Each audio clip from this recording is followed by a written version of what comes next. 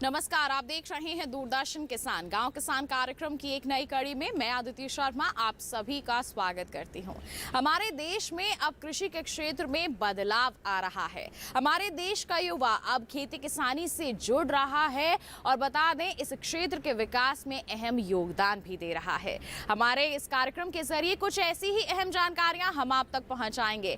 हमारे तीनों सेगमेंट्स रहेंगे, खेती किसानी, हमारा पशुधन और कामयाब किसान की दास्तान। तो फिर आइए आज के अंक की शुरुआत करते हैं।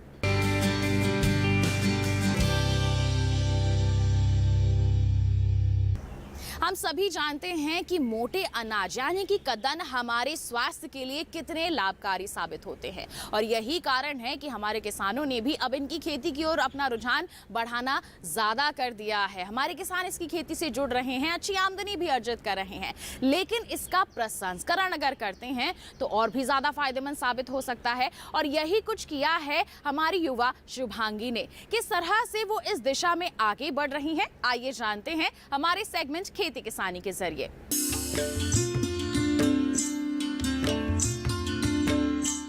हमारे देश का युवा शिक्षा लेने के बाद अब नौकरी की तलाश में नहीं रहता, बल्कि ऐसे उपायों पर जोर दे रहा है जिसमें और लोगों को रोजगार दिया जा सके।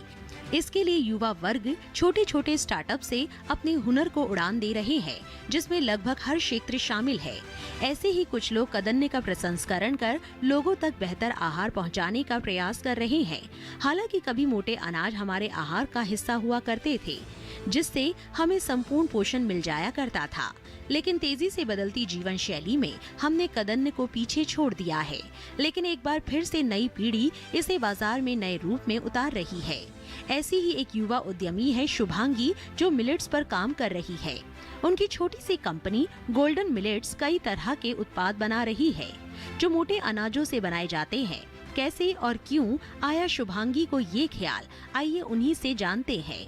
मेरी एक सोच है कि हम लोग आज के टाइम पे इतना स्किल डेवलप हो रहा है मगर जॉब्स नहीं है, तो जॉब्स क्रिएटर बनना बहुत इम्पॉर्टेंट है। एंड दैट इज़ वाई मैं एज अ यूथ बहुत ज़्यादा पॉजिटिव थी कि मैं अगर कुछ नया करना चाहती हूँ और नए लोगों को एक मौका देना चाहती हूँ एंड यही नहीं है, एक ऐसा प्रोडक्ट कुछ बनाऊँ जो कि बहुत ही इनोवेटिव हो।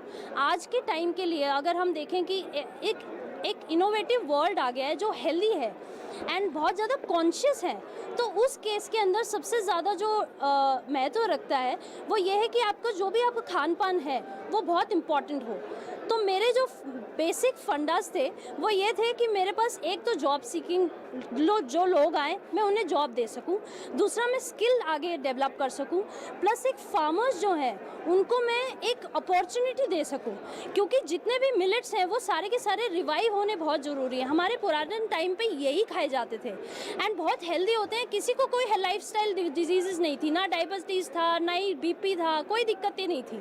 मगर आज के टाइम पे हम लोग सब ये भूल चुके हैं। हमें एक नया, हम लोग जैसे मैं ही हूँ, मैं कितने लोगों से पूछती हूँ कि आपको आप हेल्दी खाया करो, वो बोलते हैं जी ऑल्टरनेटिव नहीं है कि जी क्या खाएं। मैं बोलती हूँ कोई बात नहीं। व्हेन आई थॉट कि मैंने सोचा कि कैसे, ये क्यों बोलते हैं कि ऑल्टरनेटिव नहीं है, कुछ ऐसा होना चाहिए जो alternative they. And that is when कि मैंने ये सोचा नहीं, मुझे कुछ ना कुछ इन सारे फैक्टर्स को लेते हुए और अपना कुछ खोलना है एंड आगे बहुत सारी चीज़ें करनी है जो इनोवेटिव हो और आज के ज़माने की हो। एंड दैट इज़ व्हेन मैंने अपना ब्रांड जो खोला है उसका जो यूएसपी है वो भी यही है, एंशिएंट ग्रेन्स जो आज के ज़माने के लिए हो। इसलिए मैं नूडल्स बना रही हूँ, बाजरा, ज्वार, पोहा, ज्वार, बाजरा, रागी, ऐसे बहुत सारे मिलेट्स होते हैं, इनके सबके पोहा, नूडल्स, आटा, दलिया, मतलब स्मूदी, केक मिक्सेस, ऐसे कोई प्रोडक्ट नहीं है जो आप हेल्दी नहीं खा सकते हो और स्वाद होना चाहिए। And everything should be very tasty. अगर हेल्थ है तो टेस्ट भी होनी चाहिए and that is our mantra. Golden millets यही कहता है कि आप हेल्दी खाओ, ऑल्टरनेटिव है, बस आपको एक ज़ील होनी चाहिए कि आपको खाना है और एक नया कुछ ढूंढना है। जैसी उत्पाद शामिल है, शुभांगी को कैसे आया ये विचार और आगे वो इसका विस्तार कैसे करेंगी, इस बारे में चर्चा की हमारी संवाददाता सुनैना सरकार ने। नमस्कार, दूरदर्शन किसान में आप सभी का स्वागत है। मैं हूं आपके साथ सुनैना सरकार। किसान भाइयों बहनों, जैसा कि हमारे भारत सरकार की सोच है कि युवाओं को रोज़गार मिले और किसानों की आय दुगनी हो, इसी के संदर्भ में आज हमारे साथ है शुभांगी सिंह जी। आइए मिलते हैं उनसे। उन्होंने कॉर्पोरेट की जॉब छोड़ के स्टार्टअप किया है मिलेट्स के ऊपर। बहुत बहुत स्वागत है आपका हमारे कार्यक्रम में। Thank you so much, thank you, I am pleasure to be here. Thank you so much. आप एक बात बताइए कि आपने स्टार्टअप ही क्यों चुना? वेल, देयर आर 2-3 फैक्टर्स जिसकी वजह से मैं अपना जॉब, अपना बिजनेस, अपना सारी चीज़ छोड़ के आई हैड वन विजन कि नहीं, अगर ऐसा काम करो जो देश के भी काम आए एंड रूट लेवल पे जाके चेंज ला सके। एंड दैट इज़ वाई इसके ऊपर बहुत रिसर्च करी, बहुत पढ़ाई करी कि क्या इंडिया के अंदर गैप है, किस चीज़ को वापस लाना चाहिए, क्या प्रॉब्लम्स हैं। एंड उसमें एक हेल्थ बहुत बड़ा इशू है। एंड सबसे बड़ा इशू अगर हम लोगों की तरफ देखें तो एक बेरोज़गारी बहुत बड़ा है। रोज़गार देना बहुत बड़ा काम हो जाता है। तो मैंने कहा नहीं, इसके ऊपर काम किया जाए कि कैसे फार्मर्स से लेकर लोगों तक ये रूट लेवल तक चेंज किया जा सके। And health was the thing that जो मेरे दिमाग में थी, नहीं हेल्थ भी चेंज होनी चाहिए। तो ये सारे फैक्टर्स को देख के after a lot of thinking, लोगों से मिलके, ऑर्गेनाइजेशन से मिलके, ग्राउंड लेवल पे क्या प्रॉब्लम्स हैं वो फाइंड आउट करके मैंने मिलेट्स चुना, जिसके थ्रू मैं फार्मर्स के साथ कनेक्ट कर पा रही हूँ, जिसके थ्रू मैं आगे फार्मर्स के जो बच्चे हैं उनको भी आगे एजुकेट कर पा रही हूँ। स्किल हो रही है। स्किल के साथ साथ मैं बहुत सारे ऐसे चीज़ें हैं जो बना पा रही हूँ जो लोगों के लिए हेल्दी हैं। तो एक फार्म ग्रेड से लेके, एक एम्प्लॉयमेंट से लेके, एक स्किल डेवलपमेंट से लेके, एक हेल्थ, ये सारे ही मैंने इश्यूज़ को केटर करने का सोचा। एंड इसीलिए मैंने सोचा नहीं, कॉर्पोरेट ठीक है। आई वॉज एन आर्किटेक्ट, मैंने कहा ठीक है, मगर सस्टेनेबिलिटी वापस हमारा फ्यूचर जो है उसको वापस से हमें ठीक करना है। तो आई थॉट कि सब कुछ छोड़ के इसी पे ही फोकस किया जाए। आपका आगे का क्या प्लान है कि आप किसानों के किस तरीके से हेल्प कर सकते हैं? सो मेरा आगे का जो विजन है that is food of future, जिसके अंदर हमारे किसान भाइयों की सबसे ज़्यादा मदद है। वो इसलिए क्योंकि आप देखो, जो किसान भाई उगाते हैं, हमारे पुराने टाइम में मोटा अनाज हुआ करता था और ना ही किसी को कभी लाइफस्टाइल डिजीज़ हुआ करती थी, ना कभी डायबिटीज़ हुआ करता था, ना इतने ज़्यादा हमारी कमज़ोरी होती थी। नेचुरल खाते थे और नेचुरली एनर्जी सस्टेन होती थी। तो वो चीज़ मैं वापस लाना चाहती हूँ। इसीलिए हम लोग बहुत सारे ऑर्गेनाइजेशन से, बहुत सारे छोटे छोटे जगहों पे जहाँ पे फार्मर्स पलायन कर चुके हैं, छोटे छोटे उनके जो बच्चे हैं वो जॉब्स के लिए चले गए हैं, उस चीज़ को हमने आइडेंटिफाई किया है। बहुत सारे क्षेत्रों को हमने चुना है जिसके अंदर मोटा अनाज हुआ करता था और वो वापस से हो सकता है। एंड ये बहुत ड्रॉट रेजिस्टेंट है। आप अगर आगे आने वाला टाइम देखें तो हमारे पास ना तो अच्छा पानी है, ना ही अच्छा अनाज है और ना ही अच्छा क्लाइमेट है। एंड ये सारी चीज़ें एक मोटे अनाज, प्लांट बेस्ड फूड से आप ख़त्म कर सकते हो। तो इसीलिए मैंने इस चीज़ को चुना। एंड इससे मैं बहुत सारी चीज़ें को कवर कर सकती हूँ। एंड आई थिंक फ्यूचर हमारा यही है, better food with better planet. Thank you so much. Thank you. युवाओं के इस कदम से बाजार में मोटे अनाजों की मांग बढ़ेगी, जिससे उन किसानों को फायदा होगा जो मोटे अनाज की खेती करते हैं। इस अभिनव पहल में सरकार भी कदन्न के प्रति लोगों में जागरूकता लाने की कोशिश कर रही है, जिससे मोटे अनाजों की उपज का दायरा भी बढ़ेगा और किसानों को मुनाफा भी मिलेगा। इसी संदर्भ में बजट 2022 में साल 2023 को मोटा अनाज वर्ष घोषित किया गया है, जिसमें इसके उत्पादन और उपभोग पर फोकस किया जा सकेगा।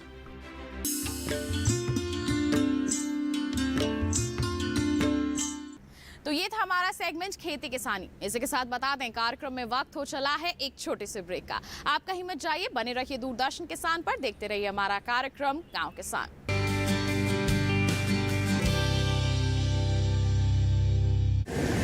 माँ कब आएगा?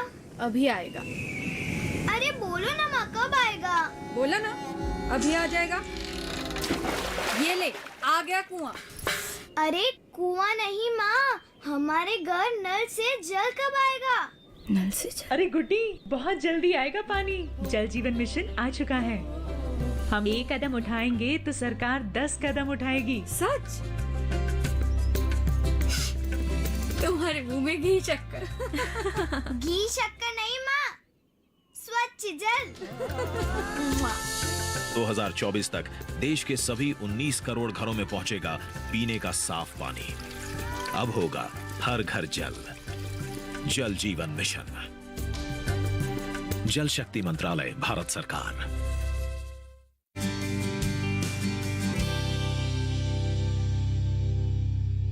ब्रेक के बाद दूरदर्शन किसान के कार्यक्रम गांव किसान में आप सभी का फिर से स्वागत है। हम सभी जानते हैं कि खेती किसानी और पशुपालन एक दूसरे के पूरक है। अगर खेती किसानी के साथ साथ हम पशुपालन करते हैं तो ये फायदे का सौदा साबित हो सकता है। और अगर हम यहाँ पर बात करें गाय पालन की, तो इससे न केवल हमें दूध मिलता है बल्कि खाद के लिए हमें गोबर और गौमूत्र भी आसानी से उपलब्ध हो जाता है।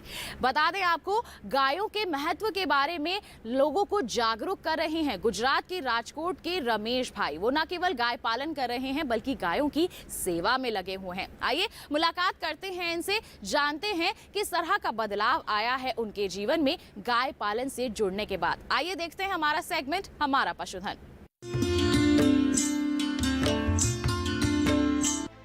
गाय पहले भी कृषि का आधार थी और अब फिर से होती जा रही है। अगर किसान प्राकृतिक खेती करना चाहते हैं तो उन्हें गौ पालन पर भी ध्यान देना होगा। आमतौर पर किसान पशुओं से अतिरिक्त आय लेने के लिए उनका पालन करते हैं, लेकिन राजकोट गुजरात के एक शख्स का कहना है कि हम गाय का पालन नहीं करते बल्कि गाय हमारा पालन करती है। वो बड़े पैमाने पर गाय की सेवा भी करते हैं और कई तरह के जैविक उत्पाद भी बनाते हैं। इतना ही नहीं, गाय के गोबर व मूत्र का इस्तेमाल कर प्राकृतिक खेती भी कर रहे हैं। राजकोट का गोंडल शहर अब एक अलग ही पहचान से जाना जाने लगा है। यहाँ के लोग गिर गौ जतन संस्थान के संस्थापक रमेश भाई रुपारेलिया से अच्छी तरह वाकिफ है। रमेश भाई इस समय गौ पालन करके अपना ही नहीं करीब 150 लोगों का जीवन संवार रहे हैं। इस समय उनके पास करीब 150 गायें हैं। इन गायों में ज्यादातर वे गायें हैं जो दूध देने में सक्षम नहीं है। रमेश जी इनके गोबर व गौमूत्र से लगभग 180 तरह के उत्पाद बना रहे हैं, जिसमें खास है गाय का 35 तरह का घी, 20 तरह के साबुन, पूजा आसन, अचार व मसाले, देसी शहद, गोबर और जड़ी बूटियों से बनी धूप बत्ती शामिल है। इनके ये उत्पाद भारत के साथ साथ करीब 123 देशों में लोकप्रिय है। कैसे आया उन्हें ये विचार और कैसा रहा उनका ये सफर, इस बारे में बात की हमारे संवाददाता अतनु टिकैत ने।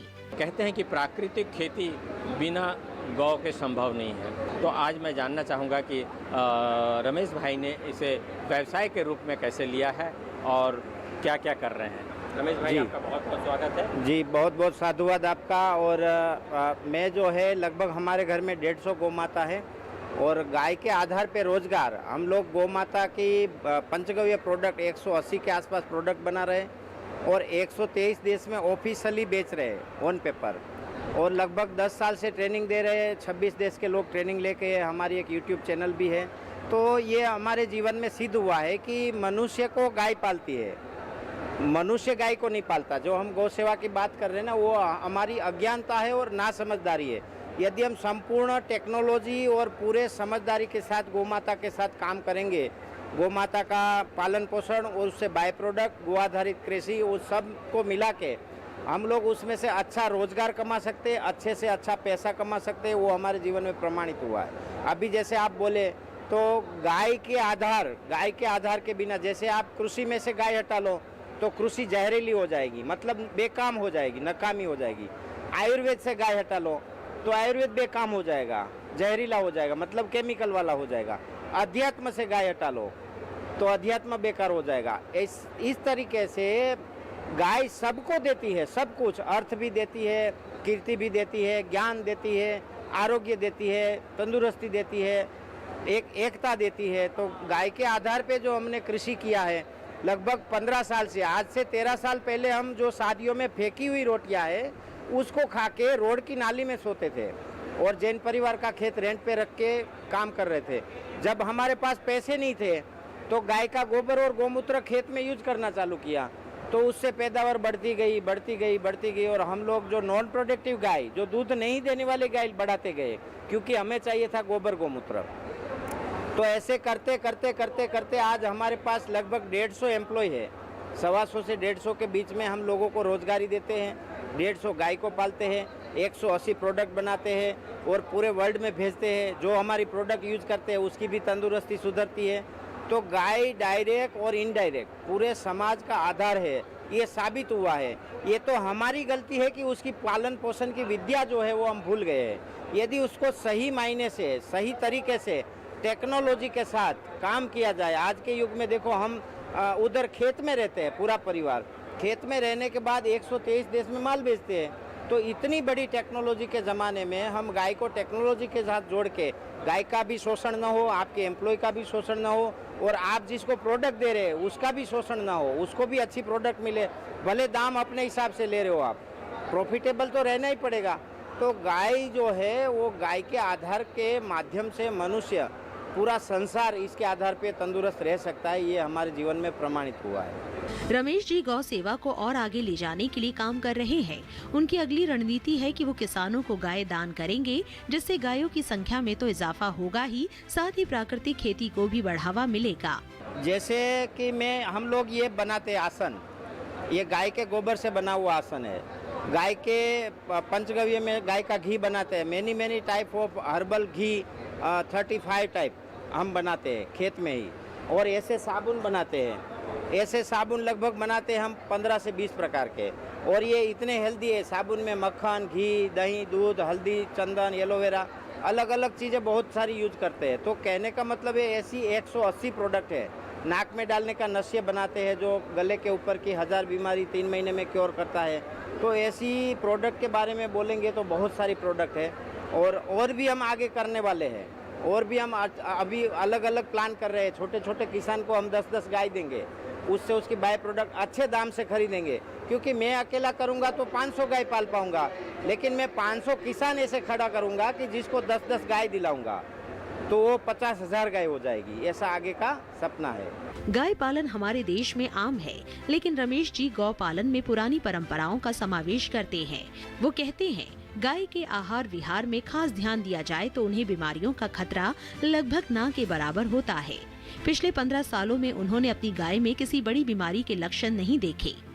बहुत सारी अलग अलग व्यवस्थाएं हैं। गाय को खिलाने का चार्ट है जो हम शतावरी, जीवंती, अश्वगंधा, केसर, कपलास के फूल, हल्दी, अजवाइन, काली जीरी, सेंधा नमक, सोडा बाइकार्बोनेट, ऐसी सीजन के अनुसार उसको औषध देते हैं जो सीजन में जो देना चाहिए।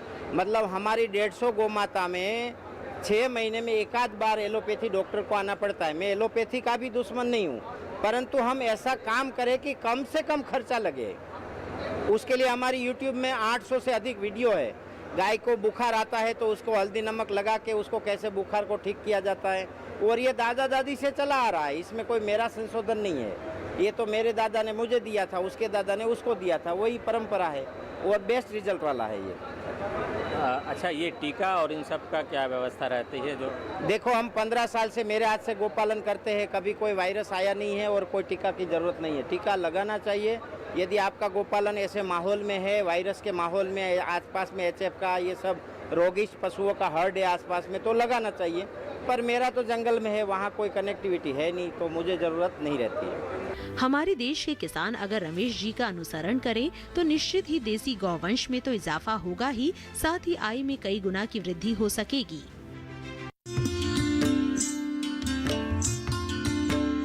अब कार्यक्रम में वक्त हो चला है पशुपालक कैलेंडर पर नजर डालने का। तो क्या कहता है इस माह का पशुपालक कैलेंडर, आइए जानते हैं। HS और BQ टीकाकरण के 10 से 15 दिन पहले सभी पशुओं की डीवॉर्मिंग कर देनी चाहिए। ऐसा करने से टीकाकरण प्रभावी हो जाता है। पशुओं को 50 से 60 ग्राम खनिज मिश्रण एवं 20 ग्राम नमक प्रतिदिन देना चाहिए। गर्मियों के मौसम में लगाई गई ज्वार फसल पशुओं को ना दें, इस समय ये हानिकारक हो सकता है। बरसात के मौसम में हरे चारे की अच्छी पैदावार लेने के लिए ज्वार व मक्का की बुआई करें। हरे चारे की फसल से अधिक उत्पादन लेने के लिए उन्नत किस्म के बीज का प्रयोग करें। जून का महीना काफी गर्म रहता है, इसीलिए पशु के लिए अलग से शेड बनाएं। इस समय पशु को ज्यादा से ज्यादा पानी पिलाएं। अधिक दूध देने वाले पशुओं को तरल कैल्शियम, फास्फोरस की मात्रा 70 से 100 ग्राम प्रतिदिन दें। पशुओं को बाह्य परजीवियों से बचाने के लिए पशु चिकित्सक की सलाह पर दवा का प्रयोग नियमित रूप से करें। यदि पिछले माह भेड़ के ऊन कतरने का कार्य ना किया हो तो इस माह कर लें। तो ये था हमारा सेगमेंट हमारा पशुधन। इसी के साथ बता दें आपको कार्यक्रम में वक्त हो चला है एक और छोटे से ब्रेक का। आप कहीं मत जाइए, हम जल्द ही हाजिर होंगे। बने रहिए दूरदर्शन किसान पर, देखते रहिए हमारा कार्यक्रम गांव किसान।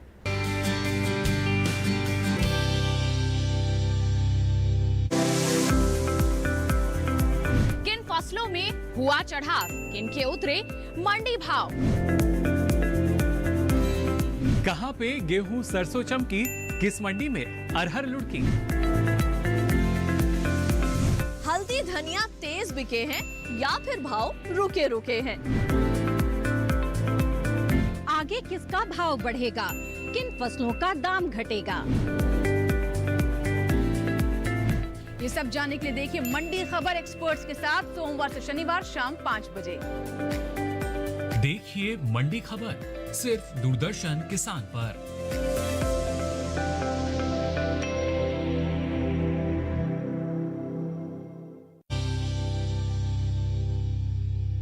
ब्रेक के बाद दूरदर्शन किसान के कार्यक्रम गांव किसान में आप सभी का फिर से स्वागत है।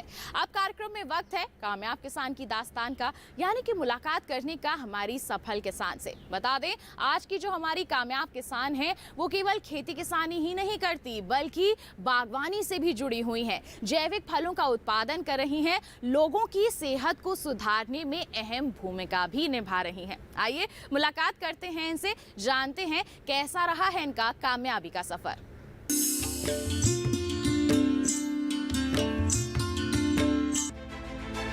कृषि में महिलाओं का वर्चस्व बढ़ता जा रहा है। पर्दे के पीछे लंबे अरसे से जमीन को सींचकर उसे हरा भरा बनाने वाली महिलाएं अब सफल खेती की इबारत लिख रही है। दोहरी जिम्मेदारियों को बखूबी निभाकर परिवार की आर्थिक स्थिति में भी सुधार कर रही है। ऐसी ही एक महिला है लखनऊ उत्तर प्रदेश की अर्चना सिंह जी। कुछ साल पहले अर्चना जी का जीवन भी सामान्य जीवन था, घर की जिम्मेदारियां, बच्चों की परवरिश, लेकिन इन सब के बीच में अगर कुछ अधूरा सा था तो वो था खुद की खुशी के लिए कुछ करने की। लेकिन इन सब के बीच में अगर कुछ अधूरा था तो वो था खुद की खुशी के लिए कुछ करने का सपना। उनकी यही सोच उन्हें आज दूसरे मुकाम पर ले आई है। आज अर्चना जी अपनी पैतृक 45 एकड़ जमीन में कई तरह की फसलें ले रही है। वो बताती है कि करीब 5 से 6 साल पहले उन्होंने बागवानी और खेती का काम शुरू किया। इसके लिए उन्होंने 10 से 20 हजार पौधे रोपे और आज उनकी मेहनत का फल सभी को आकर्षित कर रहा है। आज उनकी जमीन में मौसमी फल, मसाला फसलें, सब्जियां, अनाज फसलें, सरसों फसल उगाई जाती है। अर्चना जी इन फसलों को बाजार में सीधे बेच देती है या फिर उनसे सह उत्पाद तैयार करके भी मुनाफा कमा रही है। वो समय समय पर करीब 20 तरह का अचार, सूखे मसाले, सरसों तेल जैसे उत्पाद भी बना रही है। और क्या है उनकी आगे की रणनीति, इस बारे में विस्तार से अर्चना जी से चर्चा की हमारे संवाददाता अतनु टिकैत ने। हमने प्राकृतिक खेती से जो लगा बहुत सारी चीज़ें देखी, लेकिन उसमें से कुछ हट के देखा जो जिसमें ये देखा कि महिलाएं भी इसमें बहुत बढ़ चढ़ के हिस्सा ले रही हैं और ना ही हिस्सा ले रही हैं, अपने आप में मिसाल कायम कर रही हैं। तो आज हमारे साथ हैं इसी सिलसिले में हमारे साथ हैं अर्चना सिंह जी। अर्चना जी, मैं आपका बहुत बहुत स्वागत है। धन्यवाद। अर्चना जी, मैं आपसे ये जानना चाहूँगा कि आप करती क्या थी पहले और आज के समय आप जो प्राकृतिक खेती में जुड़े वो कैसे जुड़े? अभी से पहले तो आपको पता है कि जैसे हिंदुस्तानी महिलाओं की शादी हो गई, फिर अपने बच्चों को बड़ा किया, पढ़ाया लिखाया, उसी बीच में कुछ काम करने की इच्छा हुई तो रिलायंस लाइफ पहले आया, उसके साथ जो है development associate, not adviser, development associate, क्योंकि मुझे लोगों के साथ काम करना अच्छा था। तो मैंने वो किया 22 डिस्ट्रिक्ट्स में पूरे, और उसके बाद फिर मुझे लगा कि मैं ये तो दूसरों के लिए काम कर रही हूँ, मैं समाज के लिए क्या कर रही हूँ या अपने लिए क्या कर रही हूँ। तो फिर मैं जो है इस प्राकृतिक खेती की तरफ मेरा झुकाव हुआ। ये हमारे सब खेत हमारे पास थे, फिर हमने जो है किनारे पेड़ लगाना शुरू किया। शायद मैंने 10-20 हज़ार पेड़ लगाए और उसको बढ़ता देख के इतनी खुशी हुई। फिर ऑर्गेनिक खेती का सब देखा कि ये मेरे लिए कुछ नया नहीं है। हमारी नानी दादी, मुझे लगता था जो करती थी मैं फिर सिर्फ वही कर रही हूँ, कुछ अलग नहीं। देन आपने इससे कैसे लोगों को जोड़ा और जोड़ करके इसे एक बिजनेस का जो रूप दिया, कॉरपोरेट की तरह आपने इसकी एक पहचान बनाई, उसमें आपने कैसे कैसे आपने मेहनत की और किस दिशा में आपने आगे बढ़ा? अभी तो ये शुरुआत है, ये शायद पहली बार है मैं कहीं बाहर निकली हूँ अपने प्रोडक्ट्स को लेके, क्योंकि मेरे बेटों ने मतलब बच्चों ने मोटिवेट किया कि मम्मी तुम इतना उगाती हो, और जो तुम्हारे जानने वाले हैं आसपास वो अपने आप ऐसे ही ले जाते थे खरीद, और बस उतना ही पैसा मैं लेती थी जितना मैं अपने लेबर्स को दे चुकी। पर हमारे जो है मम्मी कहती थी, बच्चे कहते थे कि इन लेबर्स की ज़िंदगी में कैसे बदलाव आएगा, थोड़े इनको पैसे अच्छे मिलने चाहिए, मम्मा इसको पैकिंग करके बेचो, इसको ऐसे करो। तो थोड़ा मेरे बेटे ने भी मुझे मोटिवेट किया बहुत और हेल्प की। ये डिज़ाइन जो आप पैकेजिंग वगैरह देख रहे हैं ये सब मेरे बेटे का किया हुआ है, और बच्चे खुश हो रहे हैं। और मैं तो लग रहा है कि शायद अपने लोगों में अब मुझे यहाँ आके और आप लोगों से मिल के लग रहा है शायद मैं कुछ ज़िंदगियाँ तो बदल ही सकती हूँ। किसानों को किस तरह से आपने मोटिवेट किया कि वो ऑर्गेनिक की तरफ आए और केमिकल फ्री ये करें? हाँ, पहले तो इसमें बड़ा चैलेंज था। आप कहते किसानों का, जो किसान करने वाले लेबर थे उनका माइंडसेट नहीं चेंज है। पहले तो उनको ही समझाना बड़ा मुश्किल हुआ, क्योंकि मैडम तो कर ही नहीं पाएगी, ये तो गोबर का खाद और खाली जो है खली डालती हैं और ऐसे बोलती। लेकिन जब उन्होंने देखा तो शायद वो लोग भी अपने खेतों में जो भी उनके पास है तो वो लोग भी अब कोशिश कर रहे हैं। शायद थोड़ा सा बदलाव की शुरुआत है जो मैं कर पा रही हूँ। इसमें आपको सरकार से क्या क्या हेल्प मिली है, जैसे ट्रेनिंग या और भी सरकार के क्या क्या आपको योजनाओं का लाभ मिला? हाँ, मुझे जो है प्रोटेक्टेड खेती के लिए जो मैंने पॉली हाउस लगाए उसमें हमें सब्सिडी मिली, ड्रिप इरिगेशंस लगाए उसमें सब्सिडी मिली। तो सरकार का तो बहुत है, और अभी शायद मैं उतना ले नहीं पा रही हूँ जितना सरकार देना चाहती है। भारत सरकार की भी यही सोच है कि नौकरी लेने वाला नहीं, नौकरी देने वाला बनो। तो ये सोच जो आज आपके साथ कितने लोग जुड़े हुए हैं? अभी तो हमारे साथ 200-250 लोग हैं, लेकिन मेरा लक्ष्य है कि कम से कम हम 5,000 लोगों को कुछ न कुछ व्यवसाय से जोड़ पाए। अर्चना जी का ये काम सिर्फ खेतों तक ही सीमित नहीं है। ऑर्गेनिक खेती के लिए वो पशुपालन भी कर रही है और पॉली हाउस में भी सब्जियां उगा रही है। अपने इस कार्य में उन्होंने कई लोगों को रोजगार भी दे रखा है। उनका मानना है कि हमें ऐसे प्रयास करने चाहिए जिससे हम लोगों को आर्थिक रूप से मजबूत बना सके। अर्चना जी कहती है कि महिलाओं को 4 दीवारी से बाहर आना चाहिए। अब रास्ते काफी सरल है। सरकार के प्रयासों से आत्मनिर्भर होने के लिए हर संभव सहायता मिल रही है, जिसका लाभ लेकर आसानी से अपनी मंजिल तक पहुंचा जा सकता है।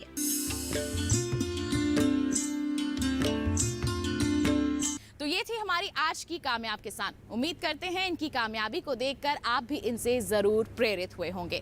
इसी के साथ आज के अंक में बस इतना ही। उम्मीद है आज के कार्यक्रम में दी गई जानकारियां आपके लिए जरूर लाभकारी साबित हुई होंगी। साथ ही आपको बता दें कि आप हमारा ये कार्यक्रम दोबारा देखना चाहते हैं तो टीवी स्क्रीन पर दिखाई जा रही QR कोड को स्कैन कर लीजिए, सीधा पहुंच जाएंगे हमारे YouTube चैनल पर।